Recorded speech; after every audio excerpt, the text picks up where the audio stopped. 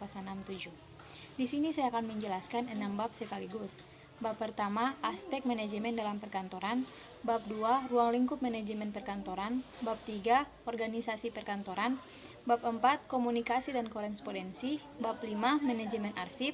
Bab 6, teknologi di lingkungan perkantoran. Bab 1, aspek manajemen dalam perkantoran.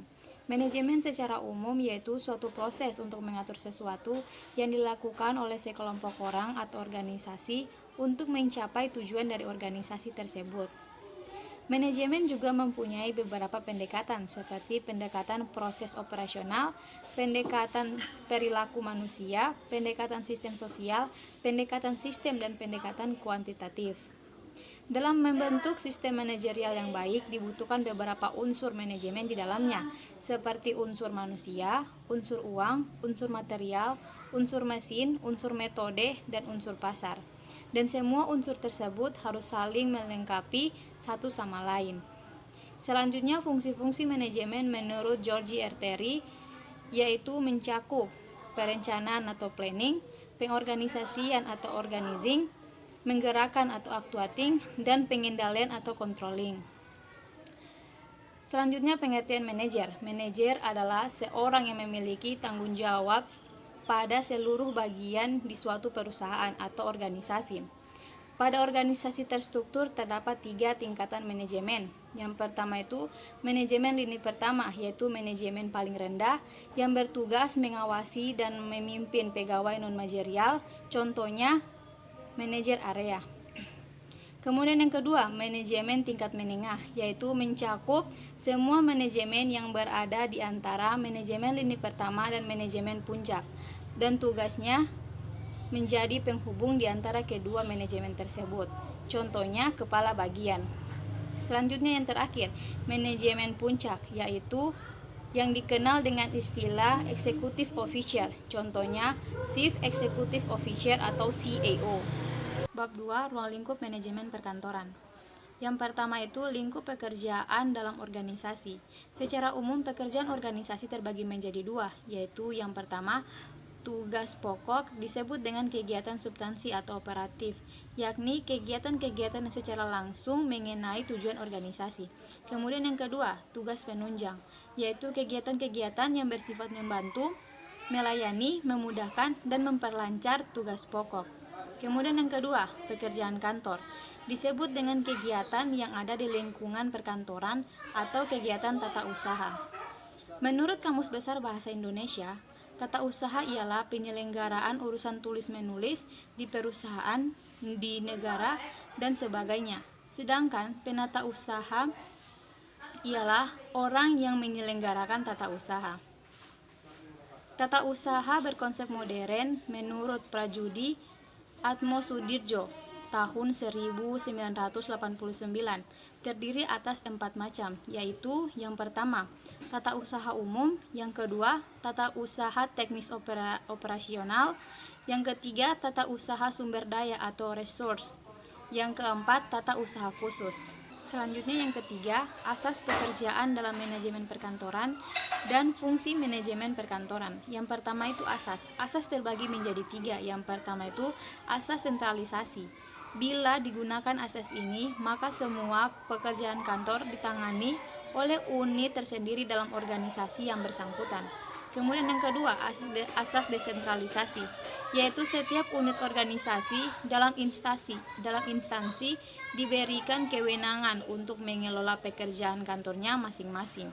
Kemudian yang ketiga, asas campuran, yaitu perpaduan antara asas sentralisasi dan asas desentralisasi.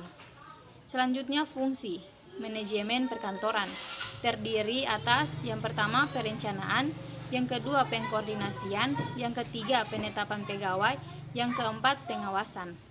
Selanjutnya sasaran kegiatan manajemen perkantoran.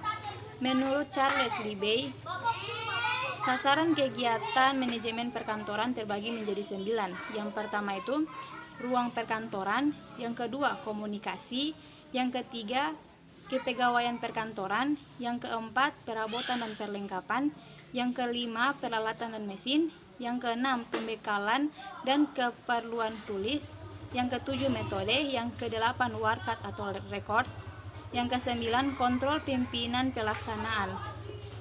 Bab 3, organisasi perkantoran. Yang pertama itu pengertian organisasi perkantoran.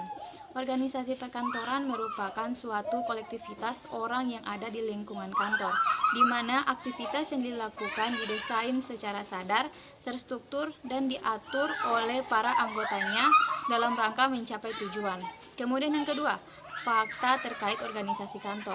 Di sini terbagi menjadi 5. Yang pertama itu sumber daya manusia atau SDM, yang kedua struktur, yang ketiga hubungan timbal balik, yang keempat tujuan individu, yang kelima tujuan bersama. Selanjutnya prinsip organisasi perkantoran.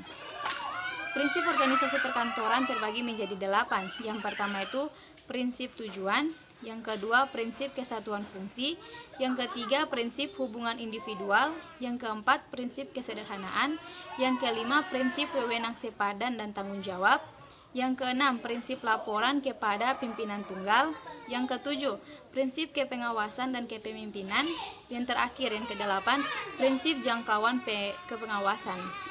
Selanjutnya 4. Struktur organisasi. Dalam struktur organisasi menempatkan pembagian, pengelompokan, pengorganisasian pekerjaan yang dilakukan secara formal. Ada 6 elemen struktur organisasi yang menunjang keberhasilan organisasi. Yang pertama itu spesialisasi pekerjaan, yang kedua rantai komando, yang ketiga rantang kendali, yang keempat sentralisasi dan desentralisasi, yang kelima formalisasi, yang keenam departementalisasi. Selanjutnya yang kelima, desain organisasi. Desain organisasi merupakan proses penentuan keputusan untuk memilih alternatif kerangka kerja jabatan, proyek pekerjaan, dan departemen. Kemudian yang keenam, budaya organisasi. Budaya organisasi adalah sistem nilai yang dikembangkan dan berlaku dalam suatu organisasi yang menjadikannya ciri khas sebagai sebuah organisasi. Fungsi budaya organisasi kantor yaitu sebagai pengikat organisasi, integrator, identitas organisasi, energi, ciri kualitas, motivator, pedoman gaya kepemimpinan, dan meningkatkan nilai. Selanjutnya yang terakhir yang ketujuh, manajemen perubahan adalah salah satu isu aktual dalam perkembangan organisasi. Bab 4, komunikasi dan korespondensi. Subbab yang pertama, komunikasi dan komunikasi kantor. Yang pertama itu komunikasi. Kata atau istilah komunikasi berasal dari bahasa Inggris, communication. Secara etimologis berasal dari bahasa Latin yaitu communicatus. Perkataan ini bersumber dari kata komunis. Kata komunis ini memiliki makna berbagi atau menjadi milik bersama, yaitu suatu usaha yang memiliki tujuan untuk kebersamaan makna. Kemudian yang kedua, komunikasi kantor, yaitu merupakan pelaksanaan tata hubungan atau komunikasi administrasi dalam bidang usaha pada suatu kantor. Kemudian subbab yang kedua, bentuk-bentuk komunikasi kantor. Bentuk komunikasi kantor terbagi menjadi 3. Yang pertama itu komunikasi vertikal, yaitu komunikasi dari atas ke bawah atau downward communication, dan dari bawah ke atas atau upward communication. Kemudian yang kedua, komunikasi horizontal, yaitu komunikasi secara mendatar, biasanya dilakukan oleh anggota staf.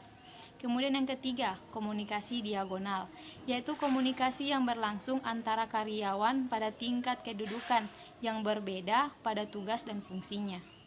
Selanjutnya, subbab yang ketiga, prinsip komunikasi kantor yang efektif. Ada 5 prinsip komunikasi kantor yang paling efektif. Yang pertama itu menghargai, yaitu rasa hormat merupakan prinsip pertama dalam berkomunikasi dengan orang lain. Kemudian yang kedua, empati, adalah kemampuan untuk menempatkan diri pada situasi yang dihadapi oleh orang lain. Kemudian yang ketiga, memahami, adalah dapat didengar atau dimengerti dengan baik. Yang keempat, jelas, yaitu kejelasan pesan sehingga tidak menimbulkan multi interpretasi. Kemudian yang kelima, rendah hati, merupakan unsur yang terkait dengan membangun rasa menghargai orang lain. Selanjutnya subbab yang keempat, korespondensi.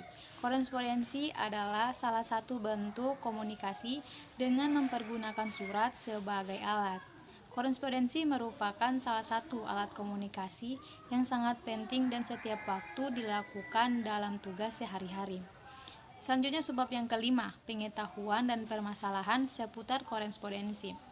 Yang pertama itu faktor penyebab problematika korespondensi, meliputi pentingnya surat menyurat, kurangnya pelatihan, dan yang terakhir kedisiplinan pegawai. Selanjutnya yang kedua, kendala dan upaya pelaksanaan korespondensi, meliputi hal-hal yang harus diperhatikan dalam korespondensi, fenomena umum dalam dunia korespondensi, pengetahuan tentang korespondensi, dan kesalahan-kesalahan pada praktik korespondensi.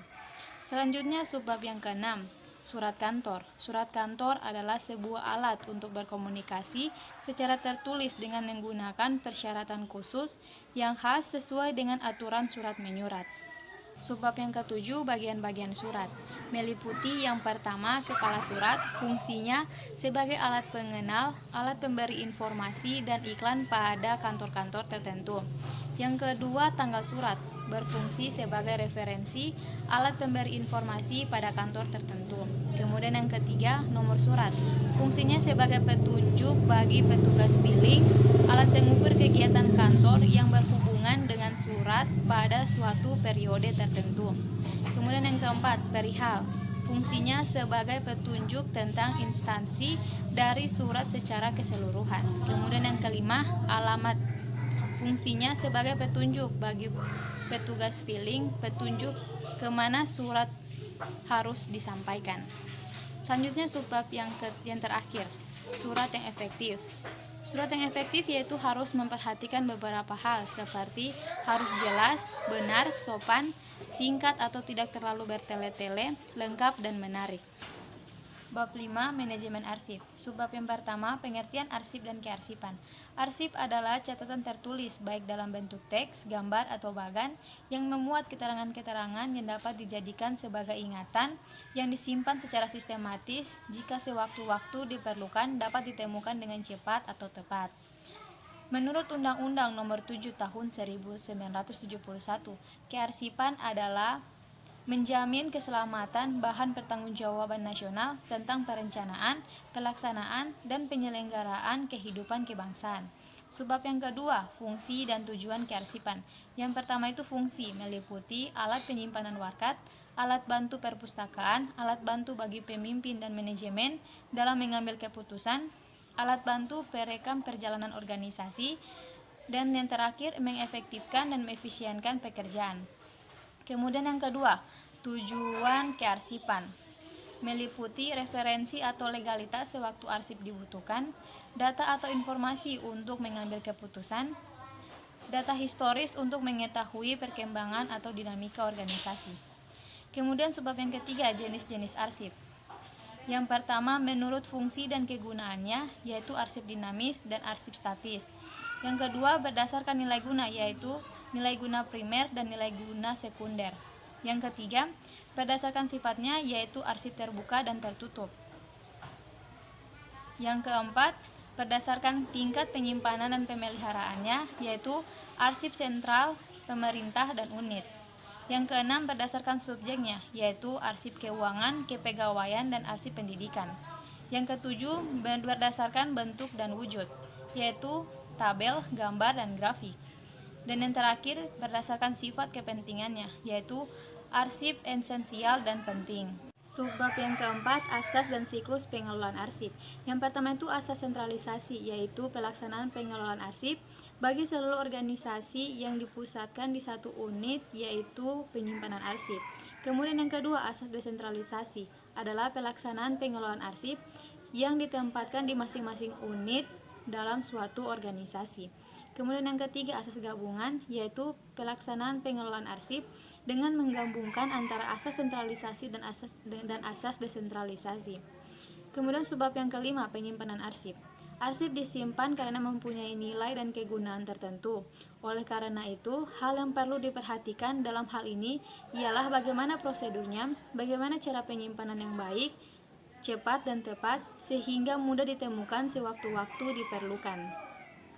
Selanjutnya subbab yang keenam, tugas bagian arsip dan masalah dalam pengelolaan arsip. Yang pertama itu tugas, meliputi menerima warkat, mencatat warkat, mendistribusikan warkat, menyimpan, menata, dan menemukan kembali arsip dengan sistem tertentu. Selanjutnya masalah, yaitu kurangnya pengertian terhadap pentingnya arsip, kualifikasi persyaratan pegawai yang tidak terpenuhi, volume siap, dan yang terakhir pedoman pengelolaan arsip. Selanjutnya subbab yang ke-7. Sistem arsip elektronik merupakan kombinasi dan penyusun unik dari unsur-unsur proses kearsipan yang didesain untuk mencari solusi atas masalah-masalah kearsipan sehingga tujuan yang ditetapkan dapat tercapai.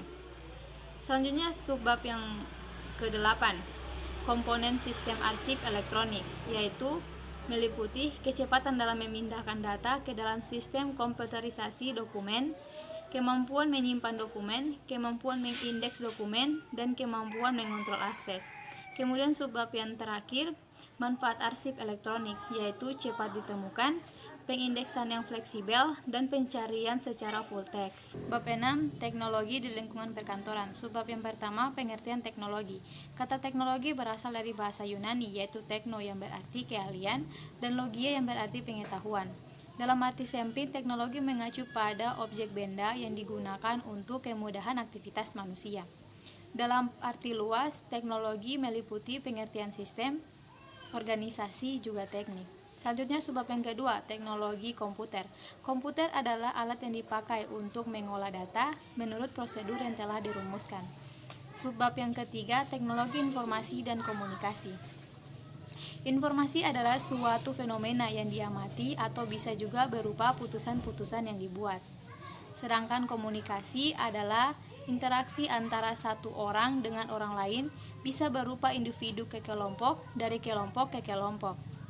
Subbab yang keempat, otomatisasi kantor adalah sebuah rencana untuk menggabungkan teknologi tinggi melalui perbaikan proses pelaksanaan pekerjaan demi meningkatkan produktivitas pekerjaan. Subbab yang kelima, kantor virtual. Kantor virtual adalah jasa yang menyediakan sebuah alamat kantor yang memungkinkan untuk menggunakan alamat virtual officer tersebut sebagai alamat bisnis. Subbab yang keenam, pengaruh teknologi terhadap lingkungan perkantoran. Dalam memperkirakan pengaruh teknologi informasi terhadap perkantoran, ada beberapa perspektif atau harapan yang perlu dipertimbangkan, yaitu implikasi umum meliputi aspek sosial, ekonomi, dan sebagainya, implikasi terhadap karyawan kantor, dan implikasi terhadap pemberi kerja. Selanjutnya subbab yang ke-7, aplikasi teknologi informasi pada manajemen perkantoran, meliputi pekerjaan penanganan surat dan pembuatan laporan, pekerjaan komunikasi perkantoran, pengiriman surat, dan yang terakhir tata laksana arsip atau filing. Baiklah, itulah sedikit penjelasan dari saya mengenai aspek manajemen dalam perkantoran, ruang lingkup manajemen perkantoran, organisasi perkantoran, komunikasi dan korespondensi, manajemen arsip, dan yang terakhir teknologi di lingkungan perkantoran. Apabila ada kesalahan kata, saya mohon maaf. Billahi taufiq wal hidayah. Wassalamualaikum warahmatullahi wabarakatuh.